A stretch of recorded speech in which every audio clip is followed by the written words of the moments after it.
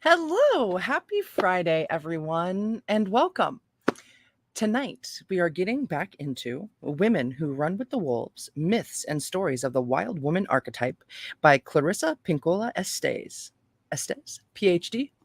And today, we're getting into chapter 11, which is entitled Heat Retrieving a Sacred Sexuality. All right, juicy, juicy. So let's jump right in. The Dirty Goddesses. There is a being who lives in the wild underground of women's natures. This creature is our sensory nature, and like any integral creature, it has its own natural and nutritive cycles. This being is inquiring, relational, bounding with energy sometimes, quiescent at other times. It is responsive to stimulus involving the senses: music, movement, food, drink, peace, quiet, beauty, darkness. It is the aspect of a woman that has heat. Not a heat as in, let's have sex, baby, baby, but like a fire underground that burns high, then low in cycles. From the energy released there, a woman acts as she sees fit. A woman's heat is not a state of sexual arousal, but a state of intense sensory awareness that includes, but is not limited to, her sexuality. Much could be written about uses and abuses of women's sensory nature and how she and others either stroke the fire against its natural rhythms or try to douse it in its entirety. But let us instead focus on an aspect that is fervent, definitely wild, and giving off a heat that keeps us warmed with good feeling. In modern women, this sensory expression has been given short shrift and in many places and times has been banned altogether. Hey, Rose. Hey, Eves. Welcome in, everyone. Very good. Man, let's see if I can't get that out right before I really get into the meat of this. I'll probably have to do it again. What am I thinking? Un momento.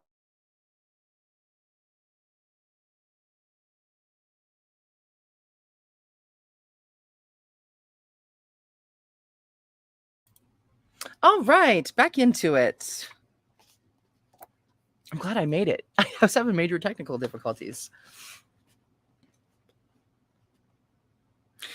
There is an aspect of women's sexuality that in ancient times was called the sacred obscene, not in the way we use the word obscene today, but meaning sexually wise in a witty sort of way. There were once goddess cults that were in some part devoted to irreverent female sexuality. The rites were not derogatory, but were concerned with portraying parts of the unconscious that remain yet today mysterious and largely uncharted. The very idea of sexuality as sacred, and more specifically, obscenity as an aspect of sacred sexuality, is vital to the wildish nature. There were goddesses of obscenity in the ancient women's cultures, so called for their innocent yet wily lewdness. However, language, in English at least, makes it very difficult to understand the obscene goddesses in any way other than a vulgar one. Here is what the word obscene in other related words mean, and other related words mean. From these meanings, I think you can see why this aspect of old goddess worship was pushed underground. I would like you to consider these three dictionary definitions and develop your own conclusions. Dirt, Middle Ages, dirt, probably from Icelandic, excrement. It has been extended to include filth, generally soil, dust, etc., and obscenity of any kind, especially language. Dirty word, an obscene word, also currently used for something that has become socially or politically unpopular or suspect, often through unmerited criticism and denigration or form being out of line with current trends. Obscene, from Old Hebrew, ob, meaning a wizard, sorceress. Ha ha! All this denigration, yet there are remnants of stories throughout world culture that have survived various purges. These inform us that the obscene is not vulgar at all, but rather seems more like some fantastic nature creature that you dearly wish would visit you. and be one of your best friends.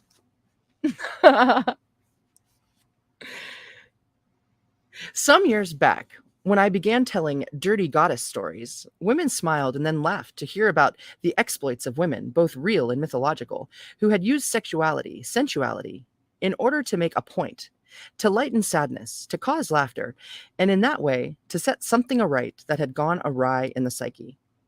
I was also taken by how women approached the threshold of laughter with regard to these matters. First, they had to set aside all their training said it was that said it wasn't ladylike to laugh at such a laugh. That said it wasn't ladylike to laugh such a laugh. I saw how ladylikeness in the wrong situation actually throttled a woman rather than allowing her to breathe. To laugh, you have to be able to exhale and take another breath in quick succession. We know from kinesiology, is that how you say it? Kinesiology, kinesthetics, and various other body therapies, such as Hakomi, that to take a breath causes one to feel one's emotions. And when we wish not to feel, we hold our breath instead. Hmm.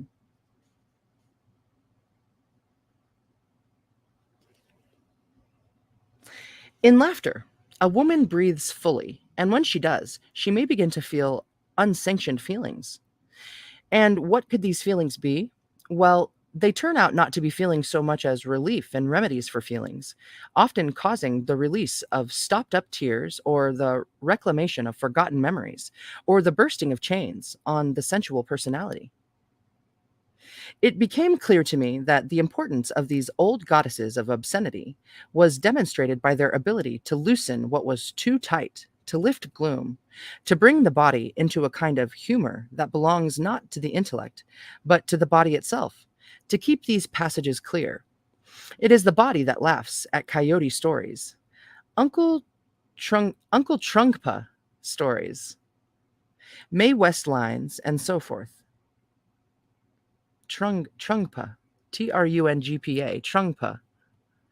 The mischief and humor of the obscene goddesses can cause a vital form of medicine to spread throughout the endocrine and neurological systems of the body. The following three stories embody the obscene in the way we are using the word here, to mean a kind of sexual or sensual enchantment that causes good emotional feelings. Two are ancient, and one is modern. They are about the dirty goddesses. I call them so, for they have wandered underground for a long time.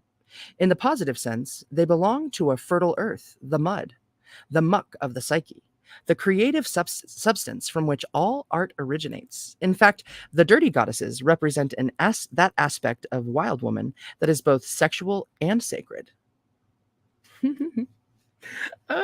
So good. Baobo, the belly goddess, which is spelled Baubo.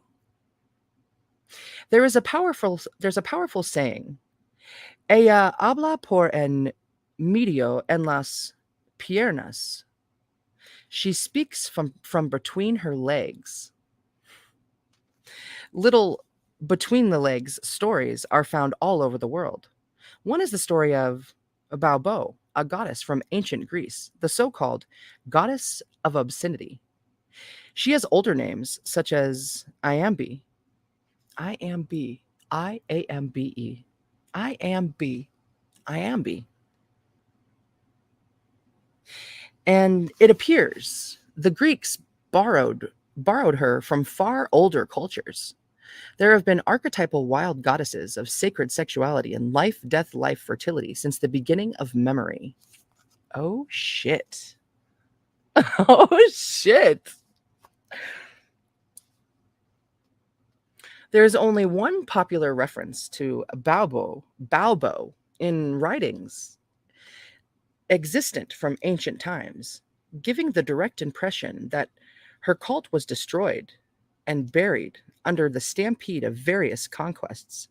I have a strong sense that somewhere, perhaps under all those sylvan hills and forest lakes in Europe and the East, there are temples to her, complete with artifacts and bone icons. So It is not by ancient, or it is not by accident, that few have heard of Baobo, but remember, one shard of archetype can carry the image of the whole. And we have the shard, for we have a story in which Baobo appears.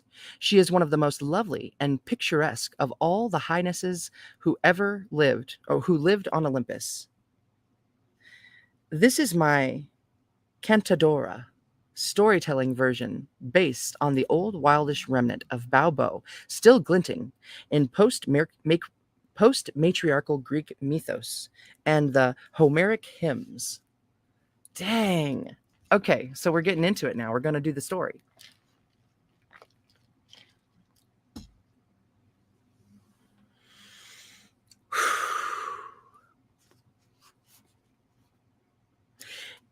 The Earth Mother, Demeter, had a beautiful daughter called Persephone who was playing out in the meadow one day. Persephone came upon one particularly lovely bloom and reached out her fingertips to cut its lovely face. Oh, to cup. That's a lot different. To cup its lovely face. Suddenly, the ground began to shake, and a giant zigzag ripped across the land. Up from deep within the earth charged Hades, the god of the underworld. He stood tall and mighty in a black chariot driven by 4 horses the color of ghost. Hades seized Persephone into his chariot, her veils and sandals flying. Down, down, down into the earth he reined his horses. Persephone's screams grew more and more faint as the rift in the earth healed over as though nothing had ever happened.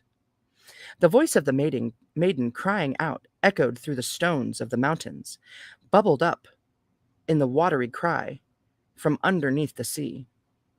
Demeter heard the stones cry out. She heard the watery crying. And then, over all the land came an eerie silence, and the smell of crushed flowers.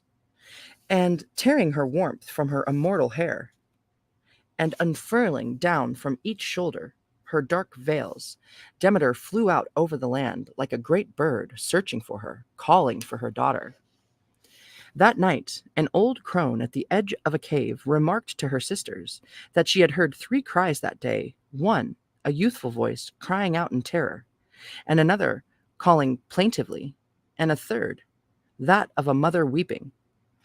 Persephone was nowhere to be found, and so began Demeter's crazed and months-long search for her beloved child. Demeter raged, she wept, she screamed, she asked after, searched every land formation underneath, inside, and atop, begged mercy, begged death, but no matter what, she could not find her heart child. So she, who had made everything grow in perpetuity, cursed all the fertile fields of the world, screaming in her grief, "Die! Die! Die!" Because of Demeter's, just the dying.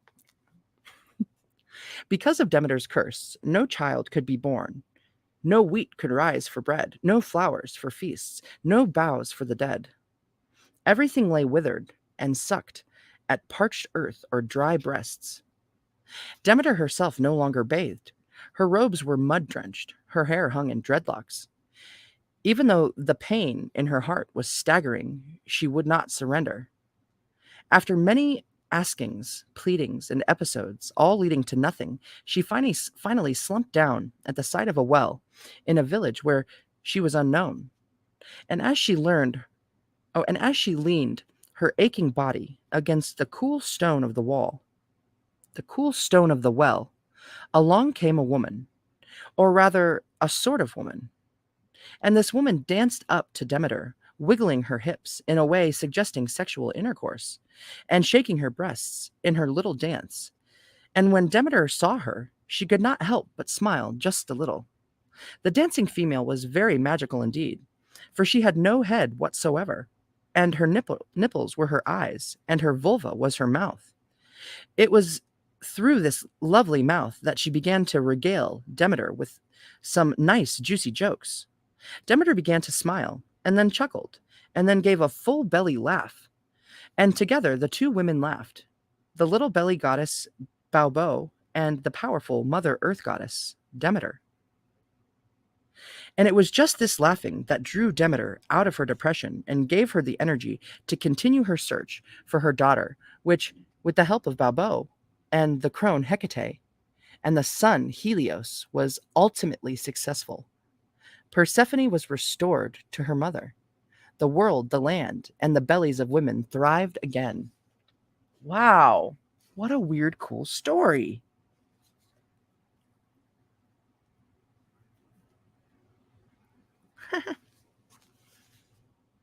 Hmm. I have always loved this little Baobo more than any other goddess in Greek mythology, perhaps better than any figure, period.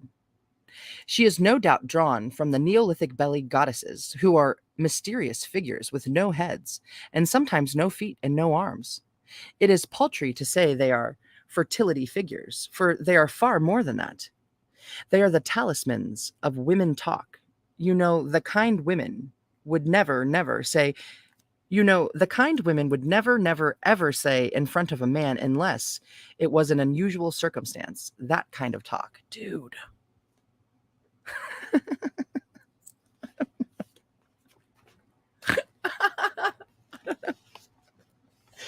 Oh, shoot. Okay. Um, these little figures represent sensibilities and expressions unique in all the world. The breasts and what is felt within those sensitive creatures. The lips of the vulva, wherein a woman feels sensations that others might imagine, but only she knows. And the belly laugh being one of the best medicines a woman can possess.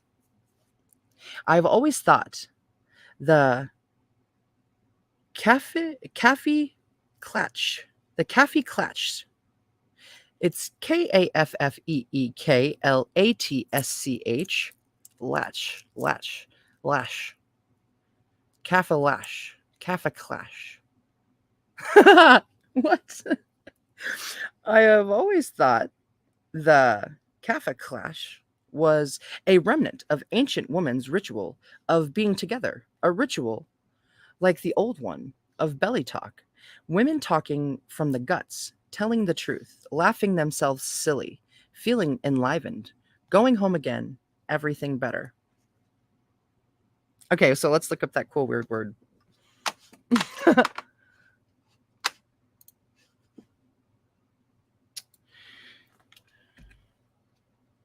Oh, geez.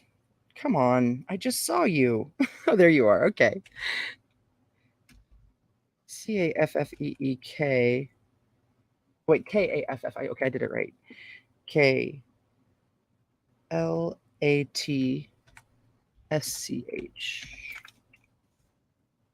Definition. So, an informal social gathering at which coffee is served. Kaffeeklatsch. Kaffeeklatsch. Cafe clutch. Cool. Cool, weird word. Cafe clutch. An informal social gathering at which coffee is served. Cafe clutch. Cafe clutch? Kaffeeklatsch. Cafe clutch. Cool. All right.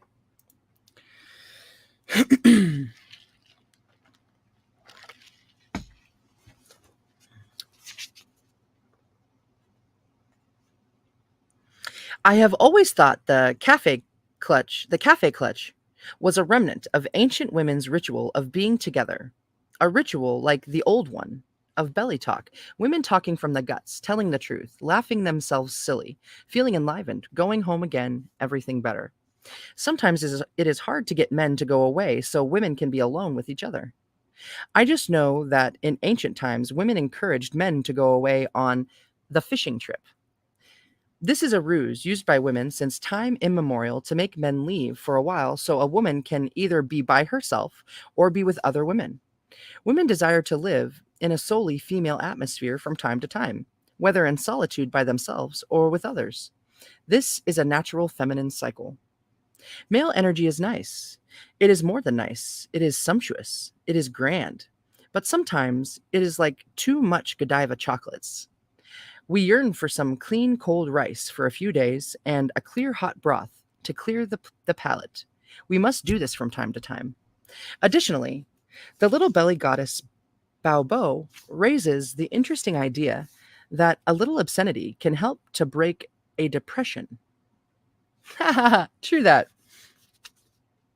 And it is true that certain kinds of laughter, which come from all those stories women tell each other, those women's stories that are off color to the point of being completely tasteless, those stories stir libidos. They rekindle the fire of a woman's interest in life again. The belly goddess and the belly laugh are what we are after. Oh, hey, let's turn that guy over so we can watch it. Is there a shadow on that? No, it's just the way of it. Okay, cool.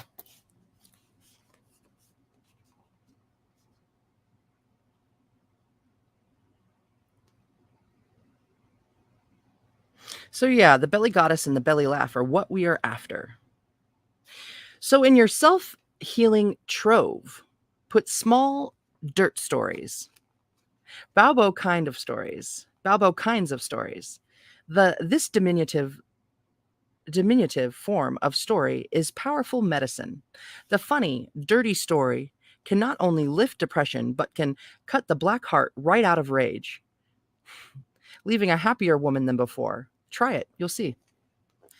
Now, I cannot say a great deal about the next two aspects of the Baobo story, for they are meant to be discussed in small groups and among women only, but I can say this much. Baobo has another aspect. She sees through her nipples. This is a mystery to men, but when I suggest such to women, they nod their heads enthusiastically and say, "I know just what you I know just what you mean." To see through the nipples is certainly a sensory attribute. The nipples are psychic organs, responsive to temperature, fear, anger, noise. They are a sensing organ as much as the eyes in the head. And as for speaking from the vulva, it is symbolically speaking from the prime materia, the most basic, most honest level of truth, the vital os. What else is there to say but that Baobo speaks from the mother lode, the deep mind, the mother lode, the deep mind, literally the depths. In the story of Demeter searching for her daughter, no one knows what words Baobo actually spoke to Demeter, but we can have some ideas. Coyote Dick. That's what this is. This is what that story is. That's what we're going to read now.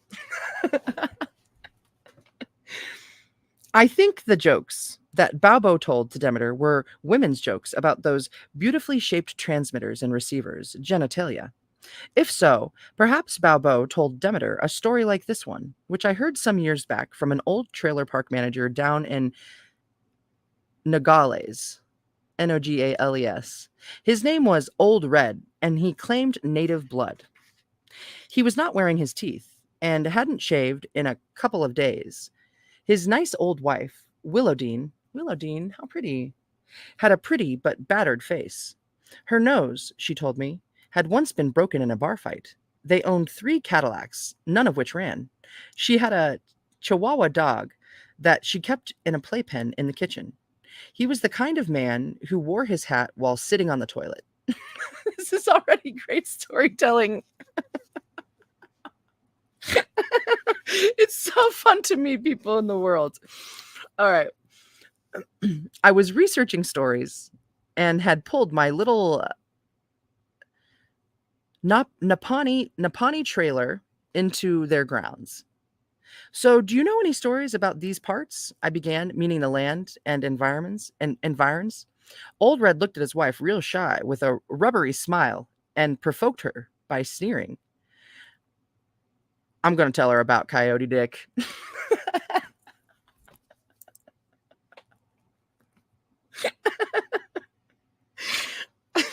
Willowdean put her head in her hands and spoke to the table. Don't tell her that story, Red. I mean it. I'm telling her right now, Willowdean. Willowdean sat sideways in her chair, her hand crossed her eyes like she had just gone blind. This is what Old Red told me.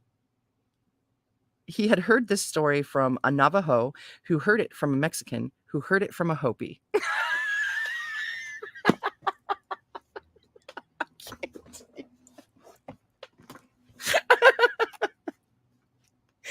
Okay, so here's the story.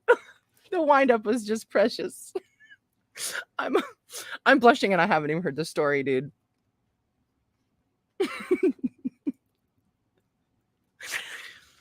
Once upon a time, there was a Coyote Dick, and he was both the smartest and the dumbest creature you could ever hope to meet. He was always hungry for something, and always playing tricks on people to get what he wanted. And any other time, he was always sleeping. Well, one day while Coyote Dick was sleeping, his penis got really bored and decided to leave Coyote and have an adventure on its own. So the penis detached itself from Coyote Dick, which is both capitalized, by the way, and ran down the road. Actually, it hopped down the road, having just one leg and all. So it hopped and it hopped, and it was having a good time, and it hopped off the road and out into the woods where, oh no, it hopped right into a grove of stinging nettles. Ouch, it cried. Ow, ow, ow, it screeched. Help, help. The sound of all this crying woke Coyote Dick, and when he reached down to start his head with the accustomed crank, it was gone. Coyote Dick ran down the road, holding himself between the legs, and finally came upon his penis in the worst trouble you could imagine. Gently, Coyote Dick lifted his adventurous penis out of the nettles, patted him, and soothed him down, and put him back where he belonged. Old Red laughed like a maniac, coughing fit, eyes bulging and all. And that was the story of old Coyote Dick. Willow Dean admonished him, "You forgot to tell her the ending." "What ending? I already told her the ending," grumped Old Red. "You forgot to tell her the real ending of the story, you old tank of gas." "Well, if you remember it so well, you tell her." The doorbell rang, and he rose up from his creaky chair. Willow Dean looked at me straight, and her eyes sparkled. "The end of the story is the moral," she said. At that moment, Baobo took hold of Willow Dean, for she began to giggle, then guffaw, and finally belly laugh so long, and with tears even, that it took her 2 minutes to say these last two sentences, that with repeating each word 2 or 3 times, between gasps. "The moral is that those nettles, even once Coyote Dick got out of them, made his cock itch like crazy forever after. And that's why men are always sliding up to women and wanting to rub up against them with that 'I'm so itchy' look in their eyes. You know, that universal cock has been itching ever since that first time it ever ran away." Dude, I don't know what it was about it that struck me, but we sat there in her kitchen shrieking and pounding the table till we had practically lost all muscle control. Afterward, the sensation reminded me of just having eaten a big bite of good horseradish. Oh man. This truly is the kind of story I think Baobo told.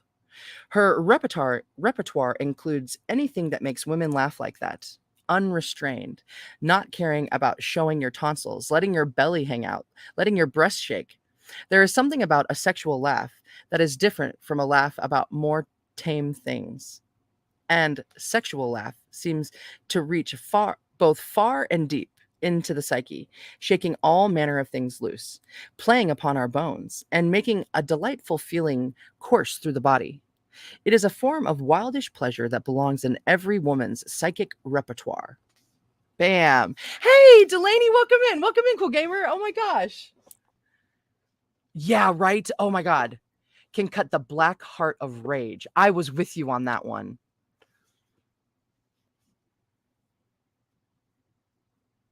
Right? I don't know if I will make it through the whole chapter.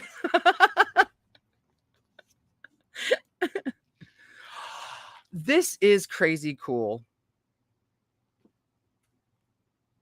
When I was hanging out with Dixie yesterday, she brought up that movie, Fried Green Tomatoes, and how when she's at the supermarket and that young person like steals her spot and she just like plows right into her. And she talks about how, I'm old and I have really good insurance. Basically don't F with me. And doesn't give a shit. Dixie was talking about how she loved that so much. And then I was like, we were driving, or I was driving, and I kept thinking, shoot, what was the name of that word that her friend always called herself? Wasn't it Rwanda? Is it, am I wrong? Do you guys know what it is? I think I might be wrong now that I said that it was this. Rwanda, Tawanda, Tadanda. What was her name?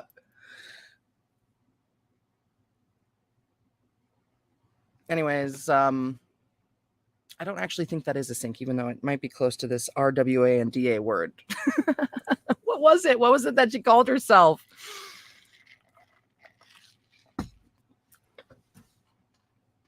Okay.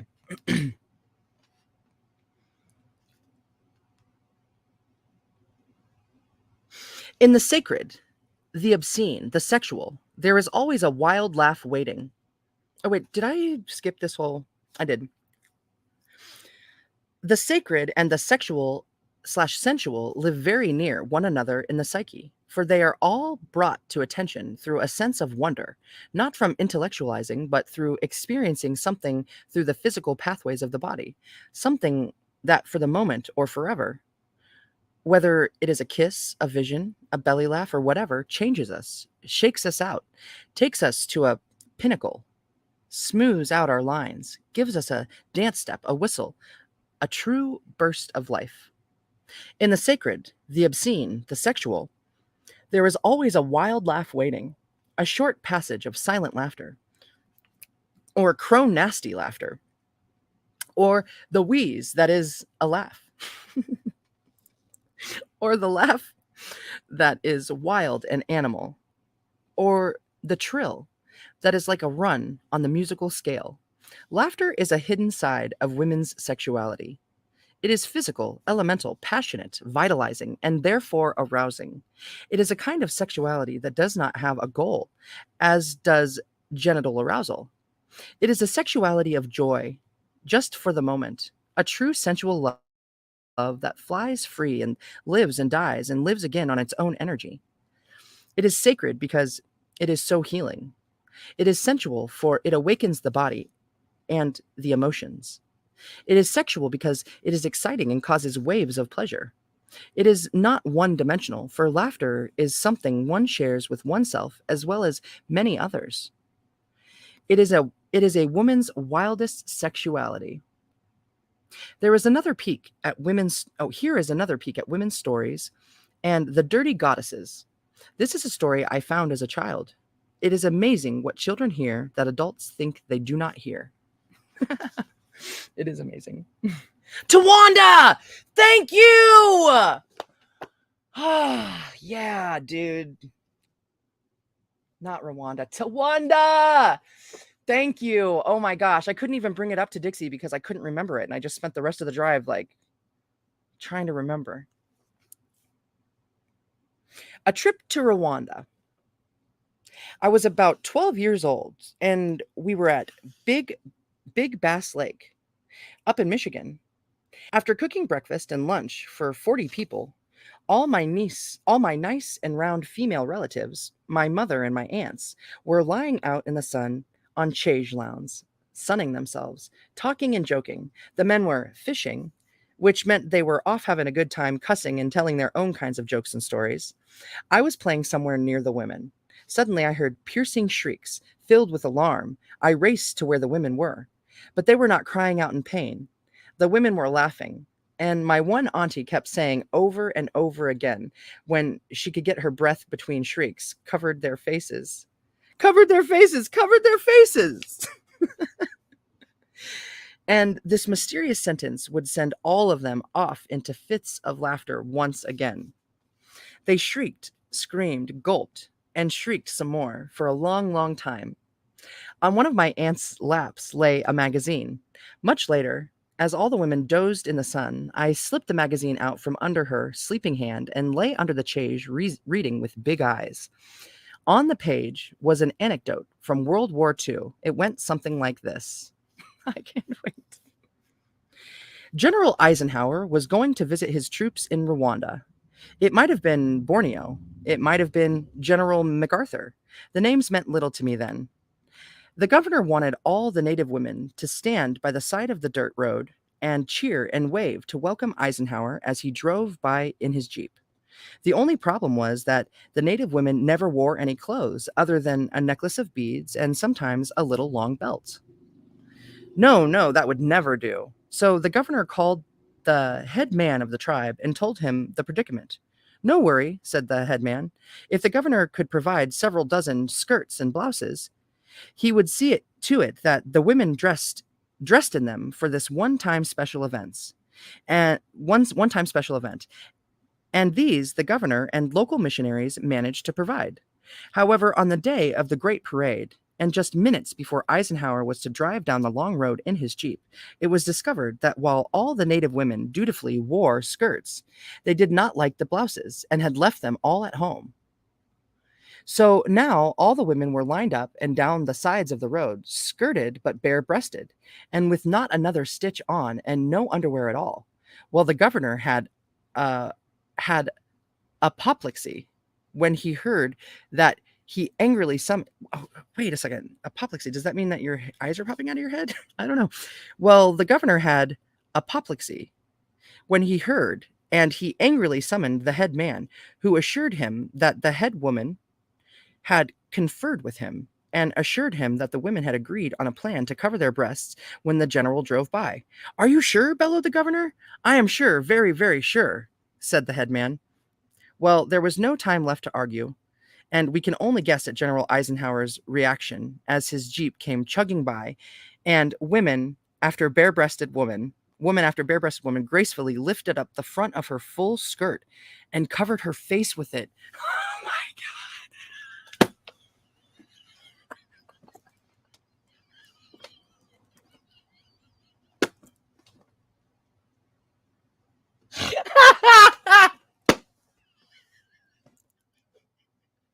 I didn't see it coming.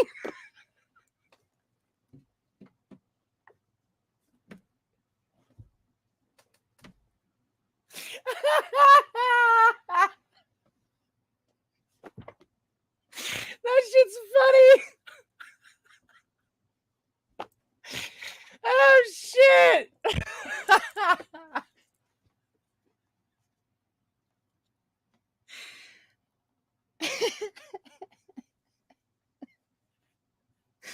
That made me sweat.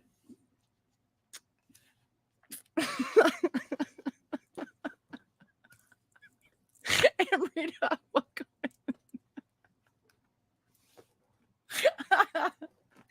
My belly hurts.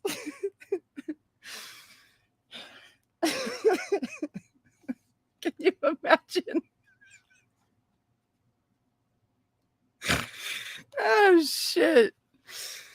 Oh gosh.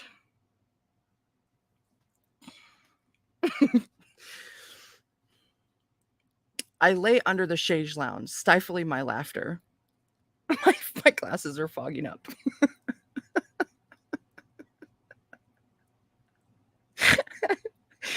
It was the silliest story I had ever heard. It was a wonderful story, a thrilling story, but intuitively, I also knew it was contraband, so I kept it to myself for years and years. And sometimes, in the midst of hard times, during tense times, and even before taking tests in college, I would think of the women from Rwanda covering their faces with their skirts and no doubt laughing into them. And I would laugh and feel centered, strong, and down to earth.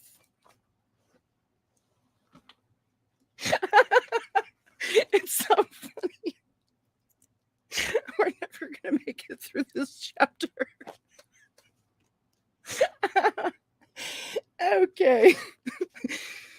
Oh gosh, I'm getting real hot here. Oh yeah, plus all my that's right. It's 'cause I just had that awesome massage, so all of my pores are like filled with tons of oils and stuff right now. So like I can't. Oh.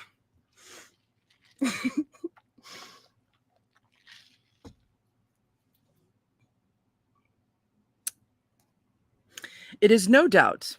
Oh, this no doubt is the other gift of women's jokings and shared laughter. It all becomes a medicine for the rough times, a, a strengthener for later. It is good, clean, dirty fun. We can imagine the sexual and Can we imagine the sexual and the irreverent as sacred? Yes, especially when they are medicinal, leading to a wholeness and mending of heart. You noted that if someone came to his office complaining of a sexual issue, the real issue was more often a problem of spirit and soul. When a person told of a spiritual problem, often it was really a problem about the sexual nature. In that sense, sexuality can be fashioned as a medicine for the spirit and is therefore sacred. When sexual laughter is un remedio or medicine, it is sacred laughter. And whatever causes healing laughter is sacred as well. When laughter helps without doing harm, when laughter lightens, realigns, reorders, reasserts power and strength, this is the laughter that causes health. When the laughter makes people glad they are alive, happy to be here, more conscious of love, heightened with eros, then it lifts their sadness and severs them from anger. That is sacred. When they are made bigger, made better, more generous, more sensitive, that is sacred. In the Wild Woman archetype, there is much room for the nature of the dirty goddesses.